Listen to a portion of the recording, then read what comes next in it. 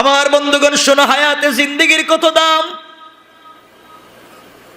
শোনো মুসলমান, এক মহিলার দুইটা বাচ্চা একসাথে দুনিয়ায় জন্ম নিয়েছে।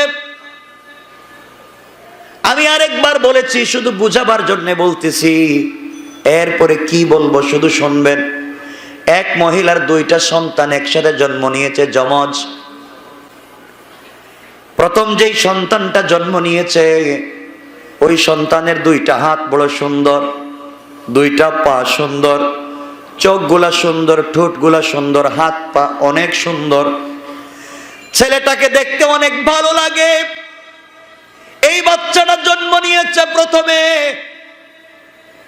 কিন্তু বাচ্চাটা দুনিয়ায় জন্ম নেওয়ার পরে দেখা যায় বাচ্চাটা মৃত। মৃত বাচ্চা দুনিয়ার জমিনে মা প্রসব করেছে। হাত আছে, পা আছে, সব আছে, খুব সুন্দর, কিন্তু মৃত থাকবার কারণে তার হায়াত নাই। মৃত, 1 মিনিট পৃথিবীতে বেঁচে নাই। আপনারা বলেন, এই লোকটার কি জানাজা লাগবে? গোসল লাগবে? ইসলাম বলতেছে, ও যেহেতু পৃথিবীতে 1 মিনিট বাঁচে নাই, ওর জানাজার প্রয়োজন নাই, গোসলের প্রয়োজন নাই। কারণ হায়াতে জিন্দেগিতে 1 মিনিটও সে পায় নাই। সব আছে, তোমার মতো আমার মতো হাত আছে, পা আছে, জবান আছে, কিন্তু রূহটা নাই। এই জন্যে দুনিয়ায় তার কোনো দাম নাই। আমার বন্ধুগণ, আর যেই বাচ্চাটা 1 মিনিট পরে আরেকটা বাচ্চা ওই মহিলা জন্ম দিল, বাচ্চাটার দুইটা হাত নাই, দুইটা পা নাই, একটা চোখ নাই, বিকলাঙ্গ একটা বাচ্চাকে মা জন্ম দিয়েছে। কিন্তু পৃথিবীতে বাচ্চাটা এসে 1 মিনিট কান্না করেছে অথবা 1 সেকেন্ড নড়াচড়া করেছে, এরপরে বাচ্চাটা মরে গিয়েছে। আপনারা বলেন, এই বাচ্চার গোসল লাগবে নি? কথা বলেন, জানাজা লাগবে? কেন লাগবে? সে হায়াতে জিন্দেগিতে 1 মিনিট বেঁচে ছিল। দুনিয়ার জমিনে 1 মিনিট বেঁচে থাকবার কারণে, অল্প সময় বেঁচে যাবার কারণে দুনিয়ার আইন কানুন, দুনিয়ার মাসআলা মাসাইল তার উপরে প্রয়োগ করা যায়, কিন্তু তার হাত নাই, পা নাই। আমার বন্ধুগণ, এই 2 বাচ্চা ইন্তেকাল করল। একজনের সব ছিল, কিন্তু দুনিয়া 1 মিনিট বাঁচে নাই, তার কোনো দাম নাই। যে 1 মিনিট বেঁচেছে তার বড় দাম হয়ে গেছে। আমার বন্ধুগণ, আমি তো 1-2 মিনিট না, কত লক্ষ মিনিট পৃথিবীতে জিন্দা। তুমি কেমনে আল্লাহকে ভুলে গিয়েছো? তুমি কেমনে আল্লাহকে বলে পড়ে আছো? আমার বন্ধুগণ, এই বাচ্চাগুলার কি দাম?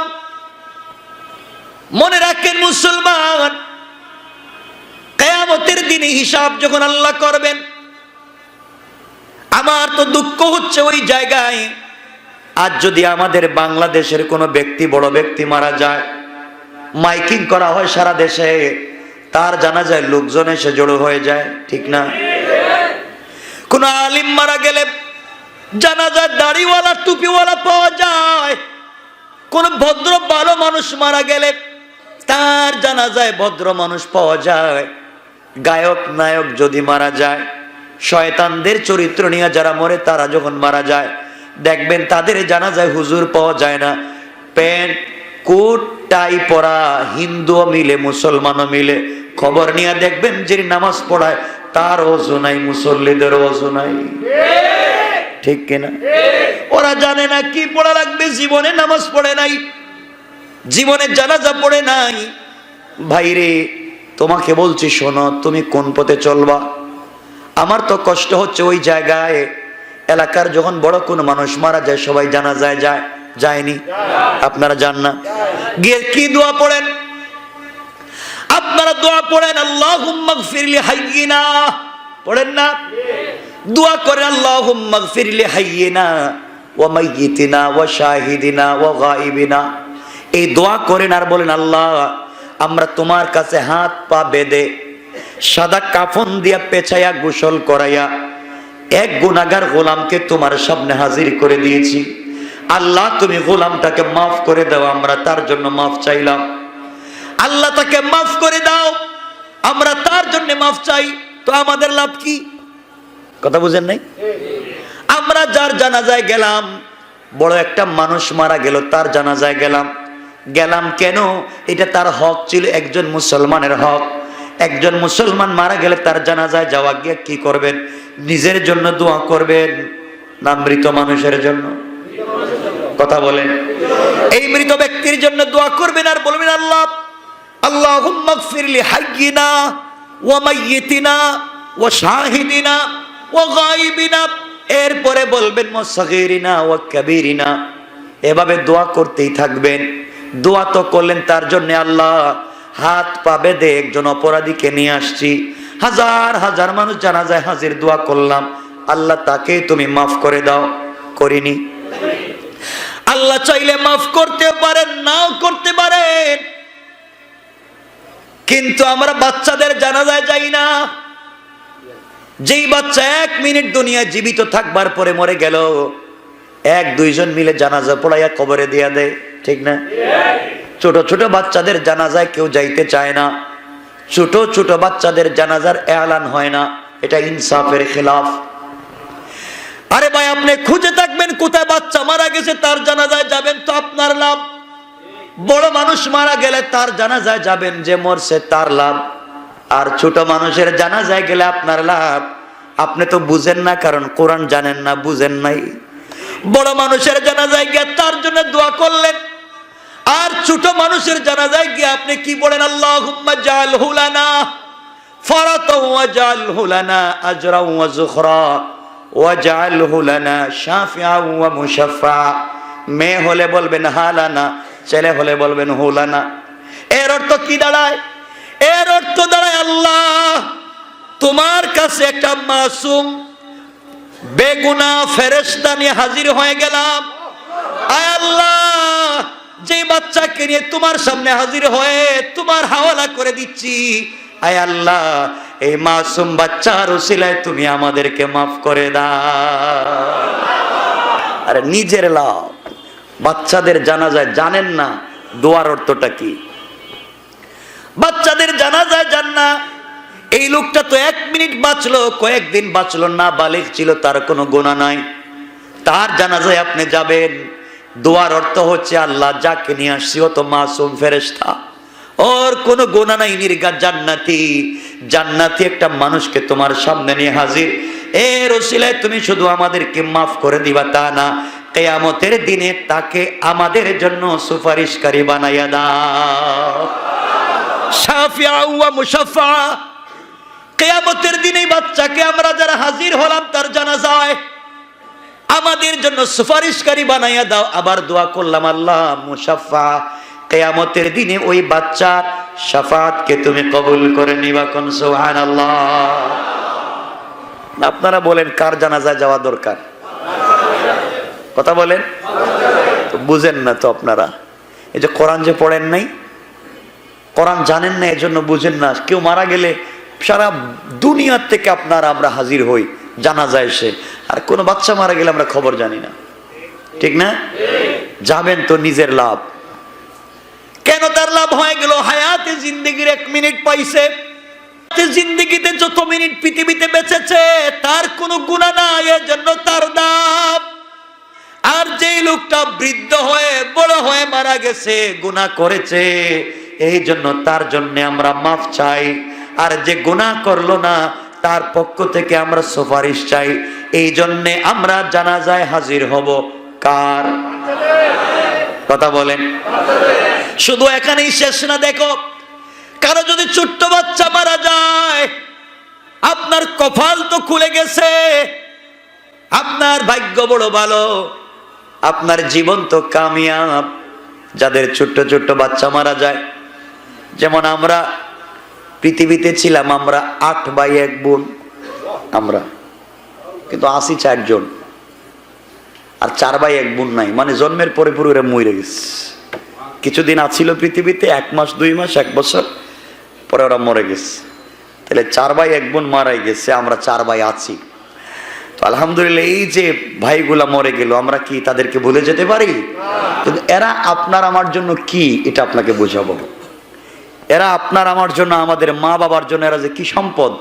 আমার তো দুঃখ হয় এই মা বাবার জন্য, যারা জীবিত সন্তানদের জন্য শুধু কান্না করে, যারা বাচ্চাগুলো মরে গেল, এগুলো হচ্ছে আপনার জীবিত সন্তানের চাইতে মৃত সন্তান আপনার কাছে বড় সম্পদ। বুঝেন না তো আপনারা? কিয়ামতের দিনে আল্লাহ রাব্বুল ইজ্জত ওয়াল জালাল হিসাব করবার জন্য, মিজান কায়েম করবার জন্য যখন দাঁড়ায়া যাবেন, এমন সময় আল্লাহ ফেরেশতাদেরকে বলবেন, ফেরেশতারা এদিকে আসো তো, জিবরাইল আসো। আল্লাহ আমি কি করব? যাও, দুনিয়ার জমিনে যেই ছোট্ট ছোট্ট বাচ্চারা ইন্তেকাল করেছিল, কেউ একদিন, 1 ঘন্টা, 1 মিনিট, 1 বছর, 2 বছর, 3 বছর, 4 বছর, 5 বছর নাবালিগ যে বাচ্চাগুলা দুনিয়া থেকে বিদায় নিয়েছে, ওই বাচ্চাগুলাকে আমার কাছে তোমরা হাজির করো। ছোট ছোট বাচ্চাগুলাকে আল্লাহর সামনে হাজির করা হবে। আল্লাহ বলবেন, কি রে, আজকে কিয়ামতের মাঠ, আমি বিচারক, আমি বিচার করব। কারোর সঙ্গে কোনো স্যাক্রিফাইস নাই, কোনো কনফার্মাইজ নাই, ইনসাফের বিচার করব, ন্যায় ইনসাফ কায়েম করব। যার মধ্যে যে ভুল পাইব তাকে সেই হিসাবে শাস্তি দেয়া হবে। তোমরা কিয়ামতের মাঠের এদিকে সেদিকে দৌড়াদৌড়ি করো না, তোমরা উল্টা পাল্টা করলে আমার মাথা গরম হয়ে যাবে। সুতরাং বাচ্চারা তোমরা এখান থেকে চলে যাও। বাচ্চারা বলবে, আল্লাহ তাআলা, তাহলে আমরা কিয়ামতের মাঠ থেকে কোথায় যাব আপনি বলেন। আল্লাহ রাব্বুল ইজ্জত ওয়াল জালাল তাদের কাছে জান্নাতের রেড পাসপোর্ট, জান্নাতের পাসপোর্ট, জান্নাতের পাসপোর্ট তাদের হাতে ধরায়া বলবেন, যাও, এই নেও জান্নাতের চাবি, এই নেও জান্নাতের ভিসা, এই নেও জান্নাতের কার্ড।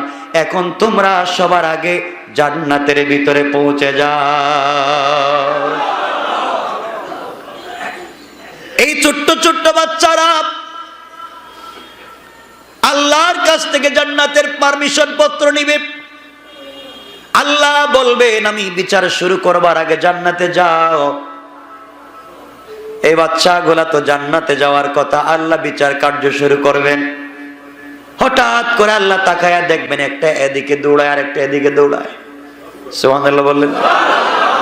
আল্লাহ বলবেন, কি রে, এদেরকে তো অনেক আগেই তো বললাম জান্নাতে যাওয়ার জন্য, এরা এখানে দৌড়ায় কেন? এই জন্য আমার বন্ধুগণ,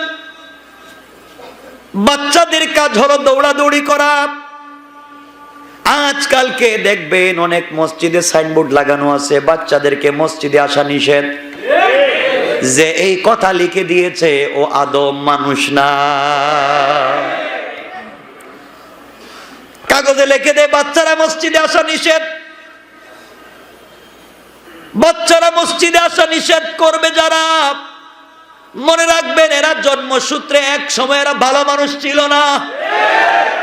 বাচ্চাদেরকে বেশি বেশি মসজিদে নিয়ে আসবেন, প্রথম কাতারে দিবেন, ওরা দৌড়িবে মসজিদে একদিক থেকে ওদিকে, যা মন চায় করবে, দরকার হলে গ্লাস ভাঙিয়ে ফেলা। বাচ্চাদের কাজ হচ্ছে দৌড়াদৌড়ি করা, কারণ এই বাচ্চারাই জান্নাতের ভিতরে দৌড়াদৌড়ি করবে। কোন সুবহানাল্লাহ। পিচ্চি পিচ্চি বাচ্চারা যদি মসজিদে আসা শুরু করে দেয়, বড় হওয়ার পরে তাকে আর পিটানো লাগবে না, অত মসজিদে আসবে। আজকে অনেক বাবা আছেন, সন্তানের বয়স 25-30 বছর হয়েছে, আমাদের কাছে এসে বলেন, হুজুর আমার ছেলে তো নামাজ পড়ে না। জিজ্ঞাসা করলাম, হুজুর ফরজ কয়টা? কয় 21টা। হুজুর ফরজ কয়টা? কয় 21টা। আরেকজনকে জিজ্ঞাসা, হুজুর ফরজ কি কি? কয় তো লুঙ্গি, গামছা, সাবান, এগুলি নাকি গোসলের ফরজ বলতেছে এগুলা। তো এগুলা কি হয় নাকি? দিন না শিখলে কি হয় বুঝতেছেন আপনারা? এখন বাচ্চাকে দিন শিখাচ্ছেন না কেন? এই জন্য ছোট্ট ছোট্ট বাচ্চাদেরকে মসজিদে নিয়ে আসবেন। আরেকটা লাভ, মসজিদের ভিতরে যখন মুনাজাতের জন্য হাত উঠানো হয়, আমরা তো অপরাধী গুনাহগার। এই বাচ্চাগুলা যখন হাত উঠাইয়া দেয়, আল্লাহ তো আমাদের উপরে রাগ করে মুনাজাত কবুল করতে চান না। কোন সবগুলো অপরাধী, সবগুলা আমার সঙ্গে 2 নম্বরই করেছে, এদের দোয়া কবুল করা যাবে না। আমাদের প্রোগ্রামের ভিতরে মসজিদের ভিতরে ফেরেশতারা, হাজার হাজার ফেরেশতা এখানে বসা। কোন সুবহানাল্লাহ। আমাদের তাফসিরে ফেরেশতাও আছে, আল্লাহর তৈরি জিন্নাতও আছে। সুবহানাল্লাহ বলেন। ফেরেশতারা আল্লাহর কাছে ডাক দিয়া বলছে, আল্লাহ তুমি তো এদের দোয়া কবুল করবা না, কিন্তু আমি তো দেখি মাঝে মধ্যে ছোট্ট ছোট্ট বাচ্চারা হাত উঠায় ধরেছে। ওদের কোনো দোষ নাই, ওদের দোষ নাই, ওদের হাতগুলাকে তুমি কবুল করে নাও। আল্লাহ বলেন এই বাচ্চাদের হাতের বিনিময়ে আমি আল্লাহ এই তাফসীরের সবগুলা মানুষকে কবুল করে নিলাম। কেন আনবেন না? কষ্ট হচ্ছে আপনাদের? লম্বা করব না। আমার বন্ধুগণ, এক পর্যায়ে এই বাচ্চাদেরকে আল্লাহ ডাক দিয়ে বলবেন, বাচ্চারা তোমাদের কাছে জান্নাতের পারমিশন পত্র দিলাম, জান্নাতে যাও না কেন, দৌড়াও কেন? এই মাসুম নাবালিগ বাচ্চাগুলো আল্লাহকে ডাক দিয়ে বলছে, আয় আল্লাহ তাআলা, তুমি তো আমাদের হাতে জান্নাতের সার্টিফিকেট দিয়েছো, আয় আল্লাহ দুনিয়ায় তো এমনি এমনি তুমি আমাদেরকে পাঠাও নাই। যেই বাবার ঔরসে যেই মায়ের গর্ভে দুনিয়ায় দিয়েছো, সেই মা বাপকে দুনিয়ায় কোনোদিন আব্বা আর আম্মা বলে ডাকতে পারি নাই। যেই মা আমাকে 10 মাস 10 দিন পেটে ধারণ করছি, ডেলিভারির সময় মা রক্তাক্ত হয়ে অজ্ঞান হয়ে গিয়েছে, আয় আল্লাহ আমি পেটে যাওয়ার পরে মা কোনোদিন রাত্রবেলা খেতে পারে নাই, পুরা রাত্র সে দাঁড়ায়া দাঁড়ায়া কাটাইয়া দিয়েছে। আমি পা দিয়ে আঘাত করেছি, মা সারা রাত্র বিছানায় বৈশা না হয় দরজার সঙ্গে পিঠ লাগাইয়া কাঁদছে আর বলছে এবার মনে হয় বাঁচবো না। আয় আল্লাহ আমি মায়ের পেটে যাওয়ার কারণে মায়ের রুচি কমে গেছে, মায়ের ঋতুস্রাব বন্ধ করে আমার খাবারের ব্যবস্থা করেছিলেন আপনি, এই জন্যে মায়ের শরীরের রক্ত কমে গেছে, মা দুর্বল হয়ে গেছে। এত কষ্ট দেওয়ার পরে ডেলিভারির সময় 2-2.5 বালতি ব্লাড গিয়েছে। মায়েরা সন্তান জন্ম দেওয়ার সময় যখন চলে আসে, অনেক মা আছে, ডাক্তার যখন বলে বাচ্চাকে দুনিয়ায় নিয়ে আসতে হলে যে কোনো একজন বাঁচবে, হয়তো মা না হয় সন্তান, 2 জনকে বাঁচানো যাবে না। ওগো আল্লাহ, এই সময় আমার মা বলেছে ডাক্তার দরকার হইলে তুমি আমাকে মেরে ফেলো, এরপরেও আমার বাচ্চাটাকে দুনিয়া দেখাও। আয় আল্লাহ এত কষ্ট করলেন আমার যেই মা, ডেলিভারির সময় যেই মাকে নিয়ে যাওয়া হয়, যেই মা লাল বেনারসি শাড়ি পরে আমার বাবার বাড়িতে এসেছিল, আমাকে দুনিয়ায় আনতে গিয়ে সেই মা ছেঁড়া কাপড় পরে যখন ওটিতে যায়, লেবার রুমের দিকে যখন মাকে নিয়ে যাওয়া হয়, মা ছোট্ট ছোট্ট বাচ্চাদের গলা জড়াইয়া কান্না করে বলে বাবা, আর মনে হয় কোনোদিন মা বলে আমাকে ডাকতে পারবে না, আর কোনোদিন মনে হয় বাবা আমার কোলে ঘুমাতে পারবে না, কোনোদিন মনে হয় তোকে আমি নিজের হাতে খাওয়াতে পারবো না। বাবারে আমি যদি মরে যাই, তোকে দুনিয়ায় রেখে গেলাম, মায়ের কবরের সামনে গিয়ে একটু দোয়া করিস। আজকে এই সন্তান গোলাম মা বাবাকে ভুলে যায়, কত বড় নিমক হারাম। সন্তান গোলাম মা বাপকে ভুলে গিয়া তার লাইফের সব থেকে বড় কলিজার টুকরা হয়ে যায় তার কাছে শ্বশুর শাশুড়ি আর বউ। অনিমক হারাম, তুমি কেমনে তোমার লাইফে তোমার শ্বশুর শাশুড়ি আর বউকে তো কদর করলা, মা বাপকে করলা না। আমি বলতেছি না শ্বশুর শাশুড়িকে ভুল বুঝবেন না, কিন্তু আগে আপনার মা বাবার হক আপনাকে আদায় করা লাগবে। কথা বলেন, আওয়াজ করে বলেন। তোমার জন্য তোমার মা কত রাত্রে চোখের পানি দিয়া বালিশ ভিজাইয়া দিয়েছে, ছোটবেলা তোমার জ্বর হয়েছে, বাবা রাত্রবেলা ঘুমায় না, পকেটে টাকা নাই, মানুষের বাড়ি বাড়ি কাজ করে টাকা এনে তোমার ঔষধ করছে। বড় হয়ে তুমি আজকে কাউকে চিনো না। আমার বন্ধুগণ, আমার ভাইরা, এই যুবাই ছোট্ট বাচ্চা আল্লাহকে বলতেছে, আল্লাহ তাআলা যেই মা আমাকে কষ্ট করে দুনিয়ার জমিনে নিয়ে আসলেন, মায়ের গর্ভ থেকে পৃথিবীতে এসে 1 মিনিট 2 মিনিট 1-2 বছর পৃথিবীতে ছিলাম, এরপরে দুনিয়ার জমিনে ছিলাম না। আয় আল্লাহ তাআলা, এই মুহূর্তে তুমি আমাকে জান্নাত দিচ্ছ, নিমক হারামের মতো কেমনে আমি ওই জান্নাতে যাব? আমি তোমার ওই জান্নাত চাই না, প্রয়োজনে জান্নাতের সার্টিফিকেট নিয়ে নাও। যতক্ষণ পর্যন্ত আমার মা বাবাকে আমার সাথে না দিবা, ততক্ষণ পর্যন্ত তোমার জান্নাতে যেতে চাই না। আয় আল্লাহ তাআলা, ওই জান্নাতে যাব না যে জান্নাতে আমার মা আর বাবাকে পাবো না। প্রয়োজন বুঝে জান্নাতের কাগজ সার্টিফিকেট নিয়ে নাও, এরপরও মা বাবার সঙ্গে থাকতে চাই। দুনিয়ায় তো মা বাপকে পাইলাম না, জান্নাতে গিয়েও যদি না পাই, তাহলে তুমি কেন আমাকে হায়াতে জিন্দেগিতে 1 মিনিট হায়াত দিয়েছিলা? আল্লাহ রাব্বুল ইজ্জত ওয়াল জালাল বলবেন, ছোট্ট ছোট্ট বাচ্চারা অভিমান করবার দরকার নাই, আমি আল্লাহ যাকে দেই তার কাছ থেকে ফিরাইয়া নেই না। আল্লাহু আকবার। আমি জান্নাতের সার্টিফিকেট দিয়েছি, আমি আল্লাহ আবার ফিরাইয়া নিতে পারবো না। যারে গোলামের দল বাচ্চারা, যা যা কিয়ামতের মাঠে খুঁজে দেখ, শুধু তোর মা বাবা না, যাকে মন চায় তাকে সুপারিশ করে এই মুহূর্তে জান্নাতে নিয়ে যা।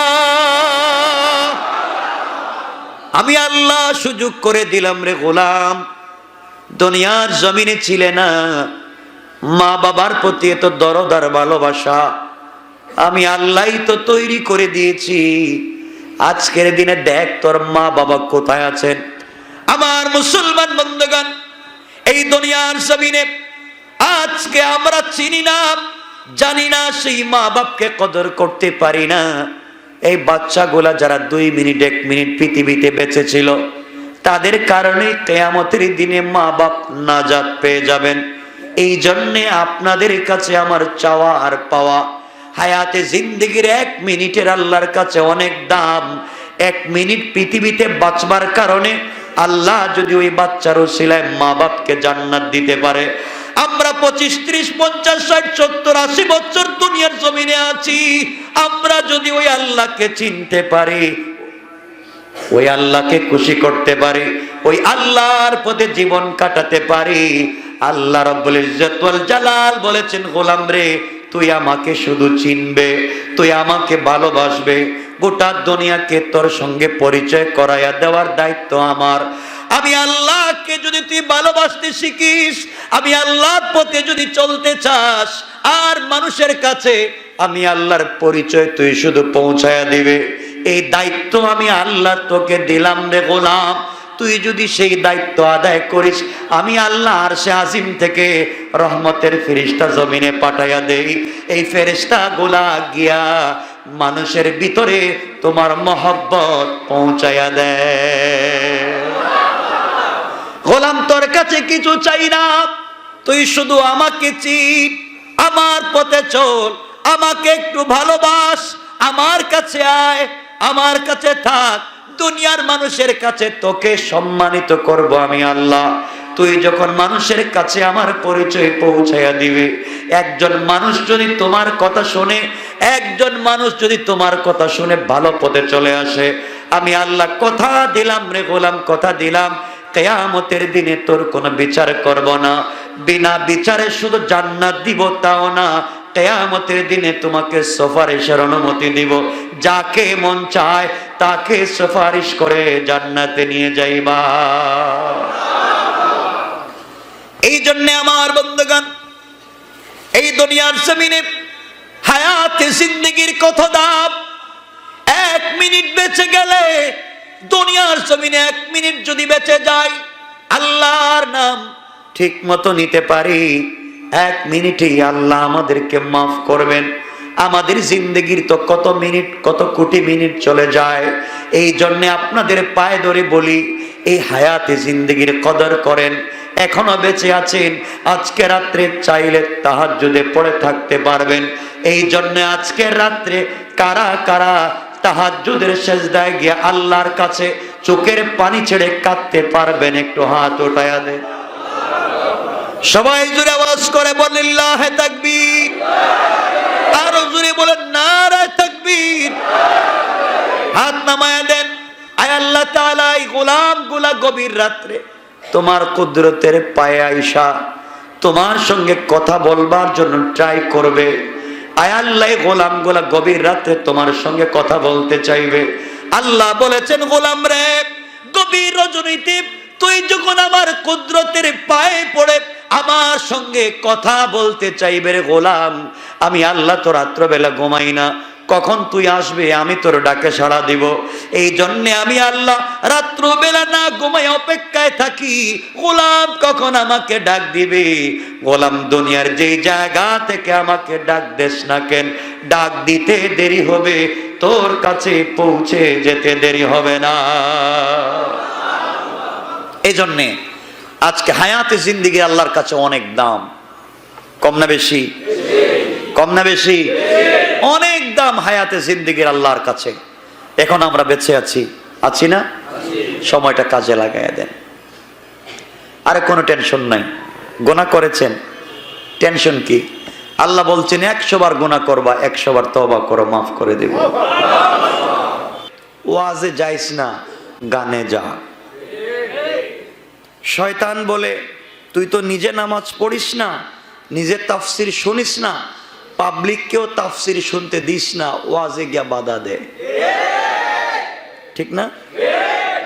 এটা শয়তানের কাজ। কারণ শয়তান আলো থেকে অন্ধকারের দিকে নিয়ে যায়, আর আল্লাহ অন্ধকার থেকে আলোর দিকে নিয়ে আসেন। তখন আপনাদের কাছে আমার জানার বিষয় হচ্ছে, আমরা কার পথ চাই? সবাই বলেন আল্লাহর পথ। এটা অন্ধকার না, এটা আলোকিত পথ। ঠিক না? আমরা কার পথে চলবো? কিন্তু দুটো বিষয় ছোট করে বলি। 1 নাম্বার, আল্লাহর পথে যদি চলতে হয় আপনাকে মানুষ টিটকারি করবে, গালি দিবে। এই বয়সে অনার্সে পড়ছো, এখনো 2nd, 1st ইয়ারে হয়তো পড়তেছো, তুমি দাড়ি রেখে ফেলেছো, তুমি প্যান্ট খুলে পাঞ্জাবি পড়তেছো, আরে তুমি তো দেখতেছি অনেক পিছনে পৌঁছে গিয়েছো, তো তুমি একটা ভালো মেয়েকে বিয়ে করতে পারবে না। আরে পাঞ্জাবি পরবার কারণে, দাড়ি রাখবার কারণে সে তো খারাপ মেয়ে থেকে বেঁচে গেল। ঠিক না? যেই লোকটা বলছে তুমি দাড়ি রেখেছো, তুমি পাঞ্জাবি পরেছো, তুমি ভালো মেয়ে পাবা না, এটা মনে করবেন শয়তান। এটা কি? শয়তান। পরিষ্কার শয়তান এভাবেই ধোঁকা দেয়। এজন্য মানুষ টিটকারি করবে। পাঞ্জাবি পরেছেন, টাকনোর উপরে প্যান্ট পরেন, আপনি কোনো বিয়েতে গেলে, কোনো দাওয়াতে গেলে প্লেটটাকে পরিষ্কার করে খান, কিছু প্লেটে রাখেন না। মানুষ বলে ও তো অনেক, কি বলে, হ্যাঁ, অনেক পেটুক, অনেক পেটুক, রাক্ষস, সব খেয়ে নিচ্ছে। আসলে সব খেয়ে নিচ্ছেন না, আপনি দুনিয়া এবং আখিরাতে বেঁচে গেলেন। এজন্যে মানুষ আপনাকে গালি দিতে পারে। আপনি নামাজ পড়েন, কোরআন পড়েন, মানুষ আপনাকে সন্দেহ করবে ও কি করে অ্যাকচুয়ালি। আরে এই কাজগুলা তো একসময় আবু জেহেল করত। খবর নিত কে নামাজ পড়ে, কে কালিমা পড়ে, এই খবর নিত। আজকে যাদেরকে আবু জাহাল, আবু লাহাব পিটাইছে, আজকে তাদের নাম আমরা সম্মানের সাথে নেই। ঠিক না? আর আবু জেহেলের এই পৃথিবীতে অনেক ধর্মের লোক আছে, ইহুদি খ্রিস্টান আছে। আচ্ছা, কোনো খ্রিস্টান ইহুদি তার ছেলের নাম আবু জাহাল রাখছে? ওরাও রাখে না। সবাই তাকে ঘৃণা করে। এর কারণ হচ্ছে যারা আল্লাহ এবং তার রাসূলকে গালি দেয়, যারা ইসলামের পথে চলে, তাদেরকে যারা বিশুদ্ধার করে, আল্লাহ বলছেন তাদেরকে দুনিয়ায় আমি বেইজ্জত করব, অপমানিত করব, আর কিয়ামতের দিনে বিনা হিসাবে জাহান্নামে দিয়ে দেব। এজন্যে আমাদের নেতা, আমাদের রাহবার হচ্ছেন আল্লাহ। কে? কে? সবাই আওয়াজ করে একবার মহব্বতে বলেন, আরো জোরে বলেন আল্লাহ। এই আল্লাহর নাম শুনলে ভয় পায় কে? শয়তান। আপনাদের মনে থাকবার কথা, কিছুদিন আগে, বছর দেড়েক আগে আমেরিকা একটা কনফারেন্স ছিল। ওই কনফারেন্সে ওই যে হাফ মেন্টাল একটা প্রেসিডেন্ট ছিল ডোনাল্ড ট্রাম্প, বক্তৃতা করতেছিল। হঠাৎ করে একজন বক্তৃতা করতেছে, অডিয়েন্সের মধ্য থেকে একজন বলছে লিল্লাহে তাকবীর। বলতে দেরি, ও দৌড় দিতে দেরি নেই। এর অর্থ হলো যারাই শয়তান, যারাই বর্তমান যুগের আবু জাহাল বুঝছেন তো, বলছে জুমা মানে আপডেট ভার্সন, তারা আল্লাহর নাম, রাসূলের নাম, তাকবীর শুনলে এদের কলিজায় কাঁপন ধরে যায়। তো আমাদের কাজ হচ্ছে সঠিক দিন বোঝা এবং এই পথে চলা। আমরা ফিতনা চাই না, আমরা আল্লাহকে মানতে চাই, আমরা রাসূলকে মানতে চাই। এছাড়া আমরা আর কিছু বুঝি না। আজকে যুবকদেরকে যারা সন্দেহ করেন নামাজ পড়বার কারণে, মনে রাখবেন আপনারা যদি যুবকদেরকে পছন্দ না করেন, যুবকেরা গান ছেড়ে, মদের আড্ডা ছেড়ে, ফ্যান্সিডি লিয়াবাদ ছেড়ে, সবগুলা ছেড়ে তারা চলে আসে তাফসিরে। সব ছেড়ে দিল। আপনারা যদি বাধা দেন, এই যুবকগুলো আবার তো তারা চলে যাবে গানের আড্ডায়, ঠিক না? তাদেরকে কাছে রাখতে হবে, এদেরকে দিন বুঝাতে হবে, সঠিক ইসলাম তাদের কাছে পৌঁছে দেয়া লাগবে। এজন্য আমার কথা আপনাদের কাছে থাকবে। আমরা এখানে তাফসির শুনি, আমি যতটুকুন পারি আপনাদের সামনে কথা বলি। আমাদেরকে কেউ যদি বাধা দিয়ে এই তাফসিরকে বন্ধ করে দিতে চায়, মনে রাখবেন কোরআনের কথাকে যদি কেউ বন্ধ করে দিতে চায়, যে কোনো কৌশল করে, কৌশলের মাধ্যমে কেউ যদি চায় এই আওয়াজকে স্তিমিত করে দিতে, এই আওয়াজকে দমিয়ে দিতে, আমরা সব বাদ দিয়ে বাসায় বসে থাকবো? কথা বলেন, থাকবো না। কেউ যদি কোরআনের তাফসীর নিয়ে ষড়যন্ত্র করে, আমরা আমাদের বুক পেতে দিব, জীবন দিতে পারি, তাফসীর বন্ধ করতে পারি। ঠিক আছে তো ইনশাআল্লাহ? সুতরাং আল্লাহ রাব্বুল ইজ্জত ওয়াল জালাল আজকে বলছেন, তোমরা আমাকে তোমাদের নেতা বানাও, আমাকে ওলি বানাও। আমি যদি তোমাদের অভিভাবক হই, আমি তো এমন অভিভাবক, তোমাদেরকে কোথাও একা ফেলে দেব না। তোমরা যদি মাঠে থাকো, আমি আল্লাহ মাঠে থাকবো।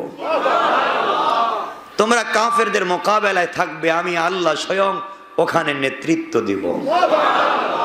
আমি যদি দেখি তোমরা দুর্বল, স্বয়ং আমি আল্লাহ আসমান থেকে স্পেশাল ফোর্স পাঠায়া দেব। সুবহানাল্লাহ, একটু জোরে পড়েন না। লা তাহজান, টেনশন নাই, ভয় নাই। ভয় আছে? নাই।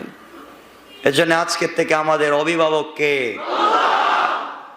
সকল বিষয়ে আমাদের অভিভাবককে আল্লাহ। মনে রাখবেন, আমি আপনি বেঁচে আছি, হায়াতে জিন্দেগি এখনো আছে। এই হায়াতে জিন্দেগির আল্লাহর কাছে অনেক অনেক দাম আছে না? আজকে যে আয়াত পড়েছি, আয়াতে আল্লাহ বলছেন তুমি কি সে লোককে দেখনি? রাসূল পাককে আল্লাহ বলছেন যে এমন এক জনপদ দিয়ে যাচ্ছিল, আল্লাহ বলছেন আও কাল্লাযী মাররা আলা কারিয়াতিন হিয়া খাওয়াতুন আলা উরুশিহা, আপনি কি দেখেন এই লোককে যে একটা জনপদ দিয়ে যাচ্ছিল, যার বাড়িগুলো ছাদ ভেঙে পড়ে গিয়েছে, বাড়িগুলো ছাদের উপরে পড়ে গিয়েছিল। সে বলল আল্লাহ কেমন, তিনি কেমনে মরণের পরে জীবিত করবেন, এটা আমার বুঝে ধরে না। একটা লোক বলতেছে। তা আল্লাহ রাব্বুল ইজ্জত ওয়াল জালাল এই কথা শুনবার পরে আল্লাহ বলছেন, এই কথা শুনবার পরে আমি আল্লাহ রাব্বুল ইজ্জত ওয়াল জালাল তাকে মৌত দিলাম। কি দিলাম? তাকে মারলাম। এবং মারার পরে তাকে রাখলাম আমি 100 বছর এই জায়গায়, মৃত লাশ। কতদিন? 100 বছর। আল্লাহ বলেন এরপরে আমি তাকে উঠালাম, তাকে উঠে বললাম এখন বলো তো দেখি তুমি কতদিন ছিলে? সে বলছে এই তো কয়েক মিনিট, কয়েক ঘন্টা হবে, এর চাইতে বেশি কিছু না। আল্লাহ বলেন এক কাজ করো, তোমার খাবারের দিকে তাকায়া দেখো এগুলা ঠিক আছে নি, তুমি যে খাবার রেখেছিলে খাবার ঠিক আছে কিনা, তোমার যে গাদা ছিল গাদাকে তুমি চিনো কিনা। লোকটা এগুলা দেখতে লাগলো। সে দেখতে লাগলো হাড্ডি, গুস্ত, চামড়া, 100 বছর আগের মৃত। সে বুঝতেই পারতেছে না, সে বলতেছে কয়েক মিনিট, কয়েক ঘন্টা গিয়েছে। আল্লাহ বলছেন গোলাম তুই জান, তোকে যেভাবে 100 বছর রাখবার পরে আবার জিন্দা করলাম তুই বুঝতেই পারতেছিস না, কিয়ামতের দিন এভাবেই সকলকে হাজির করব। আল্লাহ পারবেন? কথা বলেন পারবেন। লোকটা এগুলা দেখার পরে বলে উঠলে আমি বুঝতে পেরেছি আল্লাহ এক, সে ঈমান আনলো। আমি কথাগুলা এখন যে আয়াত আসতেছে এই আয়াতের আলোচনা আমি গত তাফসিরে বা এর আগের তাফসিরে আমি সংক্ষেপ করে বলে ফেলেছি, এজন্য শুধু অনুবাদ করে যাব। এর পরের আয়াতে আল্লাহ রাব্বুল ইজ্জত ওয়াল জালালের কাছে ইব্রাহিম আলাইহিস সালাম বলছেন ওয়া ইদ ক্বালা ইব্রাহিম রাব্বি আরিনি কাইফা তুহয়িল মাউতা। আল্লাহ বলছেন স্মরণ করেন সেই দিনের কথা যেই দিন ইব্রাহিম আলাইহিস সালাম আল্লাহকে বলেছিলেন হে আমাদের পালনকর্তা আমাকে দেখাও কেমনে আপনি মৃত মানুষকে জিন্দা করেন। কে বলছেন? কাকে? আল্লাহকে বলছেন। আল্লাহ তুমি কেমনে মৃত মানুষকে জীবিত করো? আল্লাহ বলছেন কালা আওয়ালাম তুমিন, ইব্রাহিম তুমি কি বিশ্বাস করো না? তোমার কি ঈমান নাই? তুমি কি মনে হয় না যে আমি আল্লাহ জীবিত করতে পারি? ইব্রাহিম বলছেন কালা বালা, আমার বিশ্বাস হয়, আমার বিশ্বাস আছে। ওয়ালাকিন লিয়াতমাইন্না কলবি, কিন্তু মনের ভিতরে প্রশান্তি পাচ্ছি না, শয়তানরা শুধু কুচায়। কথা বলেন না কেন? এখানে কিছু কথা আছে। যুবকেরা দিন শিখতে চায়, ইউনিভার্সিটির ছেলেরা দিন শিখতে চায়, তারা আল্লাহকে বিশ্বাস করতে চায়, কিন্তু আমাদের দেশে তথা কথিত নামদারি কিছু গুন্ডা নাস্তিক আছে যারা সারা বক্ষণ খুঁচায়। ইব্রাহিম আলাইহিস সালাম বলছেন আল্লাহ ওয়ালাকিন লিয়াতমাইন্না কলবি, আমি বিশ্বাস করি কিন্তু আমার মনে প্রশান্তি পাচ্ছি না, ওরা তো শুধু কুচায়, ওরা শুধু ডিস্টার্ব করে, এজন্য আমি শান্তি পাচ্ছি না, আপনি একটু দেখাইয়া দেন বাস্তবে। আজকে নাস্তিকেরা গোটা দুনিয়ায় জুড়ে তারা ইসলাম আর মুসলমানের বিরুদ্ধে যে ষড়যন্ত্র করতেছে, আল্লাহর অস্তিত্ব থেকে পাবলিককে ভুলিয়ে দেবার যে ষড়যন্ত্রে লিপ্ত, তারা জানে না, তারা জানে না তাদের চাইতে বড় বড় নাস্তিক কোরআন থিসিস করে মুসলমান হয়ে গেছে। আমার দুঃখ হচ্ছে ইউরোপ আমেরিকার বড় বড় বিজ্ঞানীরা তারা কোরআন গবেষণা করে মুসলমান হয়, আর আমাদের দেশের লোক কোরআন গবেষণা করে নাস্তিক হয়। ঠিক না? এগুলা আল্লাহ বলছেন খাতামাল্লাহু আলা কুলুবিহিম ওয়া আলা সামঈহিম ওয়া আলা আবসারিহিম গিশাওয়া। আল্লাহ বলছেন আমি মোহর অঙ্কন করে দিয়েছি ওদের কলবে, ওদের কানে, ওদের চুকে, ওদের মুখে একবার অঙ্কন করে দিয়েছি, ওদেরকে যা বুঝাও ওরা ভালো পথে আসবে না। ঠিক না?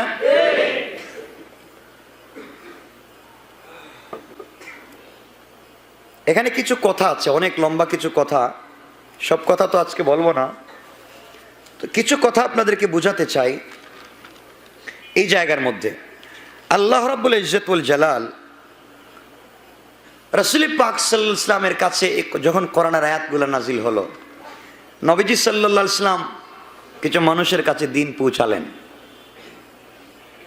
এবং তিনি চাইলেন, ইহুদিরা তখন গরিব ছিল। কি ছিল? সবাই বলেন, গরিব ছিল। তো নবীজি চাইলেন, কৌশল করলেন যে ওরা যেহেতু গরিব, টাকা পয়সা নাই, ওদের খাবার দাবার নাই, হয়তো সম্পদের লোভ দেখালে হয়তো এরা কালিমা পড়বে। কথাগুলো বুঝবেন। অথবা খাবার তো নাই, খাবার বন্ধ করে দিলে তো মরেই যাবে, এই ভয়ে হয়তো কালিমা পড়বে। নবীজি দুটা কৌশল করতে গেলেন যে দেখি তো এই কৌশলগুলা করেই তাদেরকে বাঁচানো যায় কিনা। আল্লাহ রাব্বুল ইজ্জত ওয়াল জালাল আয়াত নাজিল করে দিলেন। আল্লাহ বলছেন, বন্ধু, ওদের খাবার বন্ধ করে লাভ নাই, ওদেরকে সম্পদের লোভ দেখাইয়া লাভ নাই। কে ইসলাম কবুল করবে আর কে করবে না, এটা আপনার দায়িত্ব না। আপনার দায়িত্ব হচ্ছে পৌঁছে দেওয়া। আর আমি যাকে পছন্দ করব তাকে ইসলামের ছায়াতলে নিয়ে আসব, আর আমি যাকে কুকুরের চাইতে নিকৃষ্ট মনে করব তাকে আমি কাফের বানাইয়া দেব। এই কথা নাজিল হয়ে যাওয়ার পরে রাসূল পাক সাল্লাল্লাহু আলাইহি ওয়াসাল্লাম আর কাউকে, এমনি তো জোর জবরদস্তি নাই, কাউকে বলতেন কালিমা পড়ো, পড়লে পড়ছে, না পড়লে নাই, বারবার বুঝাতেন, দিন বুঝাতেন। রাসূল পাককে তো আল্লাহ বলছেন তার চাচা সম্পর্কে, যখন হযরত আবু তালেব ইন্তেকাল করবেন, নবীজি কাছে কাছে বৈশা বলছেন, চাচা বলেন না লা ইলাহা ইল্লাল্লাহ। রাসূল বলা লাগবে না আমাকে মুহাম্মদুর রাসূলুল্লাহ বলবার দরকার নাই, আপনি আল্লাহকে মানেন, আল্লাহকে মানলেই চলবে। আবু তালেব কালিমা পড়তে চাইলেন, কিন্তু এই যে খুচায় কিছু লোক বলছেন না, এই যে ইব্রাহিম বলছেন ওয়ালা কিল্লিয়া তুমাইন্না কালবি, কিছু লোক কি করে? খুচায়। কয়েকটা ছিল নেতা এখানে বসা, সবাই বলতেছে, তা আবু তালেব গোটা জিন্দেগি তোমাকে নেতা মানছি, তুমি মক্কার লিডার ছিলে, আর এই মরে যাওয়ার সময় এই বাতিজার কথায় তুমি কালিমা পড়ে দিন পরিবর্তন করবে, তুমি ছাইড়ো না, কালিমা পড়ার দরকার নাই। আবু তালেব বলতেছে, বাতিজা আমার তো মন চায় কালিমা পড়তে, কিন্তু ওরা তো না করে, এজন্য আমি পড়তে চাই না। নবীজি কাঁদতেছেন আর দোয়া করতেছেন, আল্লাহ আমার চাচারে হিদায়ত দেও না কেন, চাচার কানে কানে তো এত কিছু বলতেছি, আপনি দেও না আমার চাচা, যেই বেচারা আমার দ্বীনের কাজকে সুগম করেছে, আমাকে অনেক সাপোর্ট দিয়েছেন, আমাকে অনেক সহযোগিতা করেছেন, এই লোকটাকে তুমি দেও না, ও বেচারা কালিমাটা পড়ুক। আল্লাহ রাব্বুল ইজ্জত ওয়াল জালাল খেপে গেলেন, রাগ করে ফেললেন। ইন্নাকা লা তাহদি মান আহবাবতা, বন্ধু আপনি যাকে পছন্দ করেন তাকে চাইলে হিদায়ত দিতে পারবেন না যতক্ষণ আমি না চাইব। চাওয়া লাগবে কে? আমরা যে মুসলমান হয়েছি চাইছেন কে? এখন যদি কেউ নাস্তিক হয় এটাও চাইবেন কে? আল্লাহ চাইবেন। আমরা বেঁচে গেলাম, আলহামদুলিল্লাহ বলেন। আজকে এখানে তাফসীর হচ্ছে আমাদের বিনোদ বিবি মসজিদে, এটা হচ্ছে ঢাকার প্রথম মসজিদ। আমি চাই আপনারা দোয়া করবেন, আমি চাই আমাদের এই তাফসীর বাংলাদেশের সকল ইউনিভার্সিটির মসজিদে চালু হয়ে যাক, ঠিক কিনা? ইনশাআল্লাহ এইভাবে একদিন সকল বাংলাদেশের সকল ইউনিভার্সিটি মসজিদে মাঠে ময়দানে তাফসীর শুরু হয়ে যাবে। যুবকেরা পাগলের মতো কোরআন থিসিস করবে, কোরআন গবেষণা করবে, আর নাস্তিকেরা দেশ ছেড়ে পালাবার সুযোগ খুঁজে পাবে না। এই দিনের জন্য অপেক্ষা করতে হবে আমাকে আপনাকে, এজন্য আমাকে আপনাকে দিন শিখা লাগবে। কোরআনটাকে থিসিস করেন, বহুত কিছু তো গবেষণা করলেন, আল্লাহর ওয়াস্তে দুই হাত জোড় করে যুবকদেরকে বলছি, কোরআনটা পড়ো না, কোরআন পড়ে দেখো না, তোমার আল্লাহ তোমার সঙ্গে কথা বলতে চায়, তোমার আল্লাহ তোমার সঙ্গে কথা বলতে চায়। কোরআনটা পড়ে দেখো, আল্লাহ কত সুন্দর করে তোমার সঙ্গে কথা বলতে চায়। কোরআন তো পড়ো না। এজন্য আমরা কোরআন গবেষণা করবো ইনশাআল্লাহ। যাক, ইব্রাহিম আলাইহিস সালাম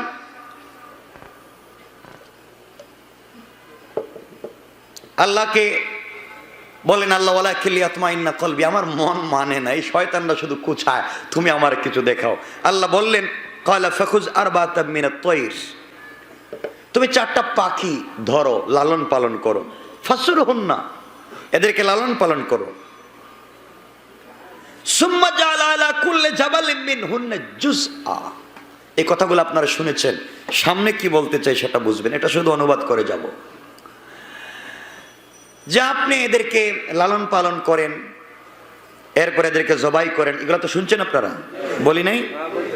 আপনি জবাই করে গোশত এক জায়গায়, হাড্ডি এক জায়গায়, চামড়া এক জায়গায়, তাদের পাখা আর এক জায়গায়, কিছু বাতাসে, কিছু পানিতে, কিছু সাগরে, কিছু আগুন দিয়ে জ্বালাইয়া আপনি ফালাইয়া দেন।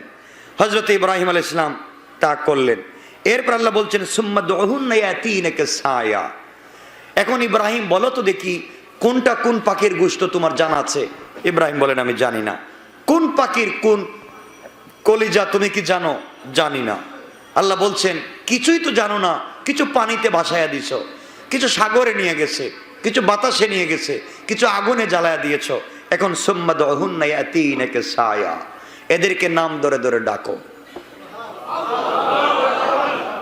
যেই পাখিগুলাকে জ্বালিয়ে দিয়েছেন, পানিতে ভাসাইয়া দিয়েছেন, আল্লাহ বলছেন ইব্রাহিম পাখিগুলাকে ডাকো। ইব্রাহিম আলাইহিস সালাম ডাকলেন। ডাকতে দেরি হয়েছে, সবগুলা পাখি তার সামনে হাজির হয়ে যেতে দেরি হয়।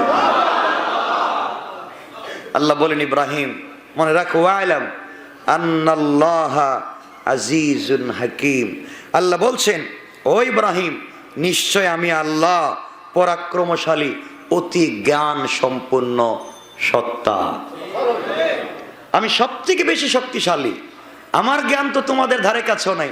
আল্লাহ বলছেন, আমার যে জ্ঞান, এই জ্ঞান থেকে তোমাদেরকে অল্প জ্ঞান দিয়েছি, এই জ্ঞান দিয়ে তোমরা রকেট বানাচ্ছ, এই জ্ঞান দিয়ে তোমরা চাঁদে যাচ্ছ, এই জ্ঞান দিয়ে তোমরা বিমান আবিষ্কার করেছ, এই জ্ঞান দিয়ে তোমরা পৃথিবীর কত কিছু আবিষ্কার করে ফেললে।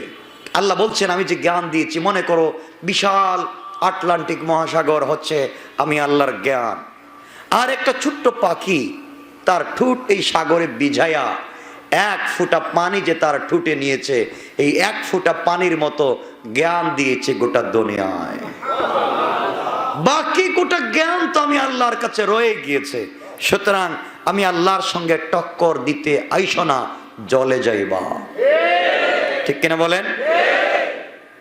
যাক, আল্লাহ রাব্বুল ইজ্জত ওয়াল জালালের পরে বলছেন, মাসালুল লাযিনা ইউনফিকুনা আমওয়ালাহুম ফি সাবিলিল্লাহ, আল্লাহ বলছেন যারা আল্লাহর রাস্তায় ধন সম্পদ ব্যয় করে। কার রাস্তায়? আপনারা কার রাস্তায় দেন? সত্য কথা কোন? দেন তো? মিথ্যা বললেন না তো? আল্লাহর রাস্তায় দিবেন। এখানে আপনাদেরকে একটা কথা আমি আজকে বোঝাইয়া দেই। এই যে আমরা বেঁচে আছি, শ্বাস নিচ্ছি, শ্বাস ফেলতেছি, এটার অনেক দাম। আরে ভাই চিন্তা করেন না কেন, বিশ্বনবী এখন কোথায়? মাটির নিচে না?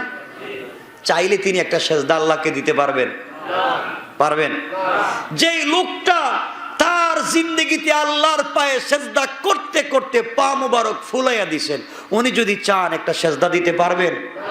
পারবেন না, তার হায়াতে জিন্দেগি নাই। আর আপনি আমি চাইলে আজকের গোটা রাত্র তাহাজ্জুদে পড়ে থাকতে পারবো। সুবহানাল্লাহ বললেন না?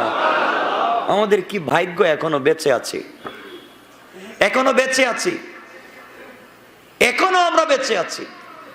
তো কেন পৃথিবীর ওই যে শাহজালালের নাম বলেন, শাহপরানের নাম বলেন, ওনারা তো কবরে, কবরে না? চাইলে কি একবার আল্লাহর নামের জিকির করতে পারবেন? পারবেন? কিন্তু আমরা চাইলে পারবো? পারবো না। এজন্য চাইলে আপনি যেই শাহজালাল আল্লাহর নামের জিকির করে শাহজালাল ওলি হয়েছেন, আপনার এই সুযোগ আছে, আছে না নাই? আপনি এই নামের জিকির করেন, এই নামের জিকির করেন। হায়াতে জিন্দেগির অনেক দাম।